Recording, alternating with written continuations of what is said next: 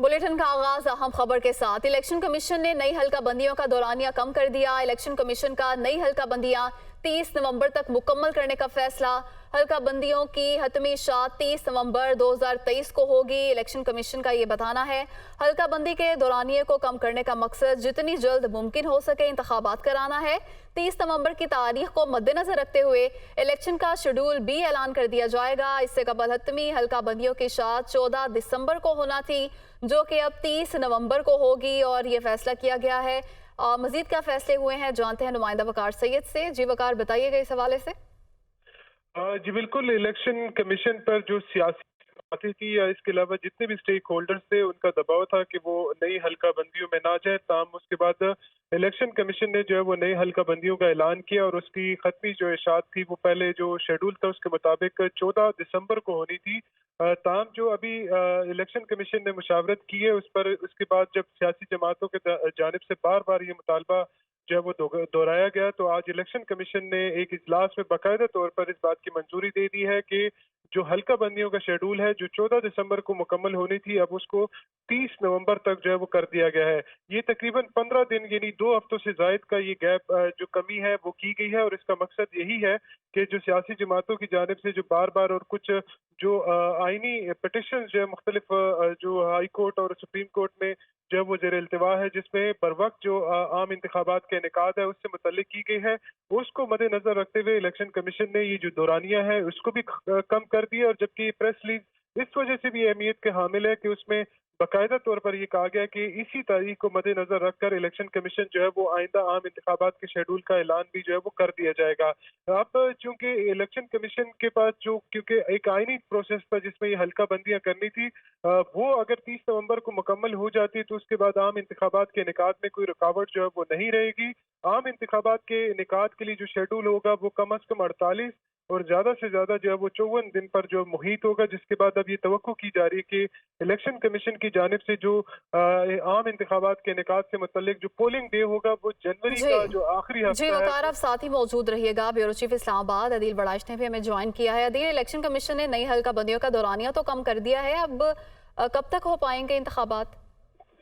देखिए 15 दिन ये दुरानिया कम हुआ है, इससे कोई बहुत ज्यादा फर्क तो नहीं पड़ना था, लेकिन ये एक जेस्चर है इलेक्शन कमीशन की जानिब से, उसका ये पैगाम है कि उसकी सीरियसनेस है कि वो इलेक्शन जो बर वक्त कराने के हवाले से हर मुमकिन कोशिश कर रहा है। अगरचे ये जो 30 नवंबर को अब ये फाइनल जो पब्लिकेशन हो जाएगी हल्का बंदियों का जो नोटिफिकेशन है इसकी, उसके बाद अगर 50 से 54 दिन के दरमियान का जो दौरानिया इलेक्शन शेड्यूल का है उसको हम देखें, तो इसका मतलब ये है कि जनवरी के आखिर में इंतखाबात हो सकते हैं अगर फौरी तौर पर शेड्यूल जारी किया जाए। इस तरह की खबरें भी सामने आई।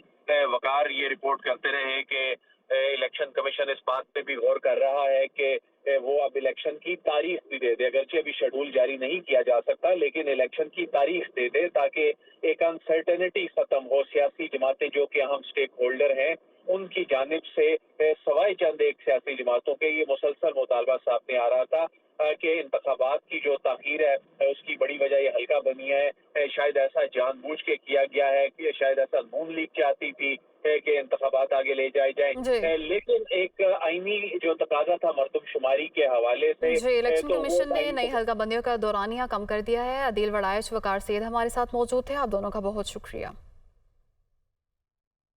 अदालत के बाहर पुलिस खड़ी है, लग रहा है परवेज इलाही को दोबारा गिरफ्तार करने का प्लान है। वकील लतीफ खोसा की जानिब से कहा गया, अदालत पुलिस को हुक्म दे कि परवेज इलाही को घर तक सिक्योरिटी दे। उनकी जानिब से यह इस्तदा की गई है। एसपी इकबाल टाउन को अदालत ने रोस्ट्रम पर बुला लिया। आप 1-2 अफसरान और लें और परवेज इलाही को घर छोड़ आएं। मुकम्मल जिम्मेदारी आपकी है, अगर कुछ हुआ तो उसके जिम्मेदार आप होंगे। मोहम्मद अशफाक लाहौर से हमारे साथ मौजूद हैं। अशफाक, इस वक्त क्या सिचुएशन चल रही है? इस वक्त सूरत हाल ये है कि लाहौर हाईकोर्ट के जस्टिस अमजद रफीक ने जब वक्फे के बाद समाअत का आगाज किया था तो अदालत ने additional registrar security Lahore high court Rai Zahoor को तलब किया, तो वो अदालत में पेश हुए और ये कहा कि आप अपनी निगरानी में और जो मुतलका एसपी हैं वो साथ जाएं और परवेज इलाही को बाहिफाजत उनके घर छोड़कर आए और इस हवाले से रास्ते में उनको कुछ हुआ या कोई गफलत बरती गई तो फिर आप लोग जिम्मेदार होंगे।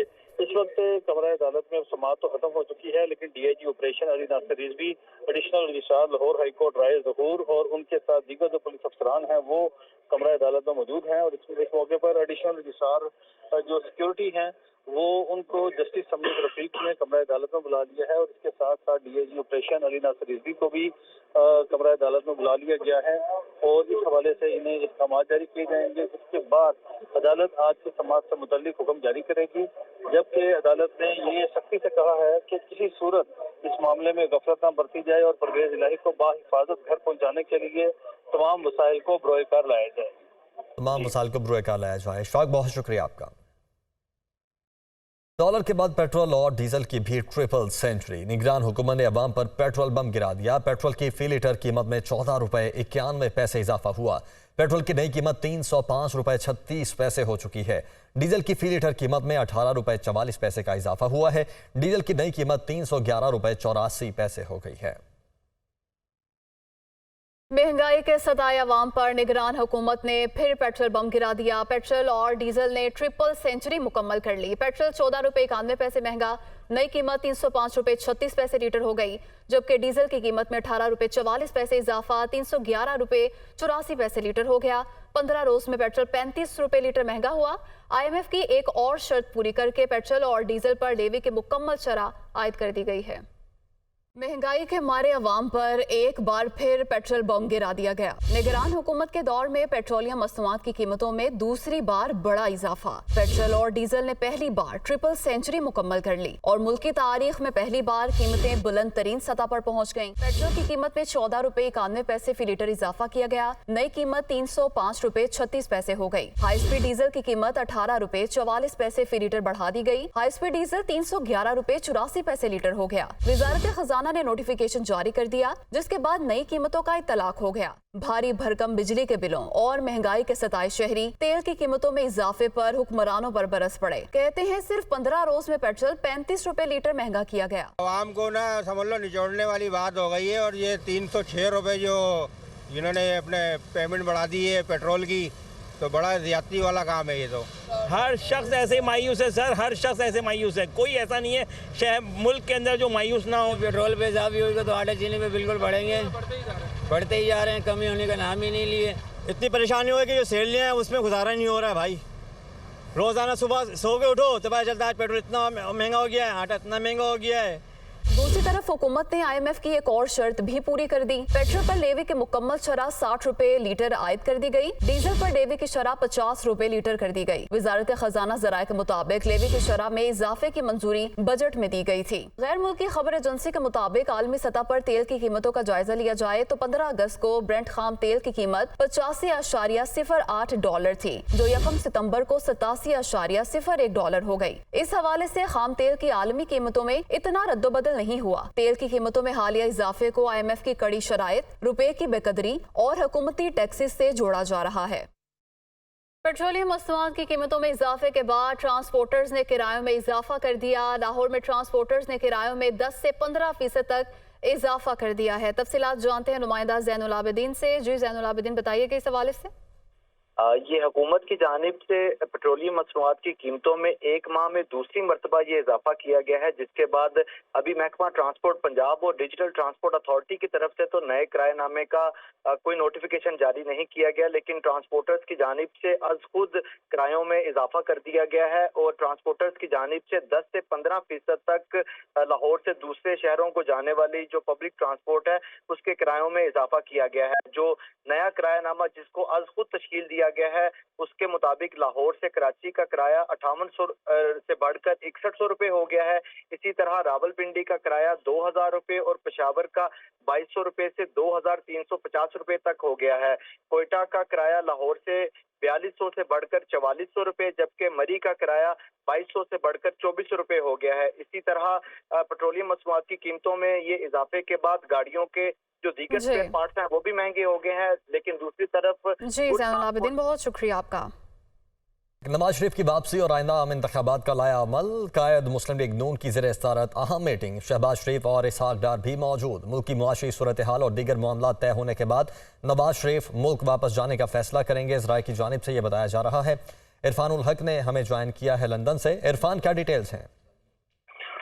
जी बिल्कुल ऐसा ही है कि आज ये दूसरी मीटिंग है जो यहाँ पे शहबाज, वैसे तो उनकी मुताबिक मीटिंग्स हुई हैं लेकिन बाकायदा तौर पर ये आज दूसरी मीटिंग है जिसमें इसहाक डार जो साबिक वज़ीर ख़ज़ाना उन्होंने भी शिरकत की है और इसमें दीगर उनकी फैमिली के अफराद भी मौजूद हैं और ज़रा यही बता रहे हैं कि मेन जो एजेंडा है, जो मुल्क की मौजूदा सूरत हाल है, उसमें नवाज शरीफ की वापसी जो है उसके हवाले से देखा जा रहा है कि वो कितनी अहम हो सकती है और इन हालात में उनका वापस जाना उन पार्टी के लिए कितना मुफीद होगा। तो इस हवाले से जरा बता रहे हैं कि आज फिर जो है वो दूसरी इस मीटिंग में इसहाक डार जो स्पेशली वो मुल्क की मौजूदा माशी सूरत हाल जो है, महंगाई है, बिजली के जो तहाशा बिल आ रहे हैं और अवाम में जो तमाम तर मामलात पर ज़ेर गौर हैं, बहस तलब हैं ये तमाम मामलात। इरफान, बहुत शुक्रिया आपका। लाहौर हाईकोर्ट का पुलिस अफसरान को परवेज इलाही को घर तक छोड़कर आने का हुक्म। पुलिस की गाड़ियां लाहौर हाईकोर्ट के मरकजी गेट पर पहुंचा दी गई हैं। तो लाहौर हाईकोर्ट ने पुलिस अफसरान को परवेज इलाही को घर तक छोड़ने का हुक्म दिया है और पुलिस की गाड़ियां लाहौर हाईकोर्ट के मरकजी गेट पर पहुंचा दी गई हैं। अशफाक हमारे साथ मौजूद हैं। अशफाक, बताएगा क्या सूरत हाल है इस वक्त वहाँ पर? जी इस वक्त सूरत हाल ये है कि DIG operation Ali Nasir Rizvi, DIG investigation Imran Kishwar और additional registrar Lahore high court Rai Zahoor Hussain ने प्लान को हतमी शक्ल दे दी है। डीआईजी की सरबराही में पुलिस ने परवेज इलाही को घर पहुंचाने के लिए इकदाम शुरू कर दिए हैं। पुलिस की गाड़ियां लाहौर हाईकोर्ट के मरकजी गेट पर पहुंचा दी गई हैं। तो इस वक्त परवेज इलाही जो है वो जस्टिस अमजद रफीक की कमरा अदालत में मौजूद है। कुछ ही लम्हात के बाद परवेज इलाही लाहौर हाईकोर्ट से सख्त सिक्योरिटी के हमरा रवाना होंगे और फिर अदालती अहकाम की तमील करते हुए जो पुलिस हुकाम ने अदालत में यकीन दहानी करवाई है कि वो बाहिफाजत परवेज इलाही को लाहौर हाईकोर्ट से घर पहुंचाएंगे, तो अदालती फैसले पर इस हवाले से अमल दरामद किया जाएगा। बहुत शुक्रिया अशफाक आपका।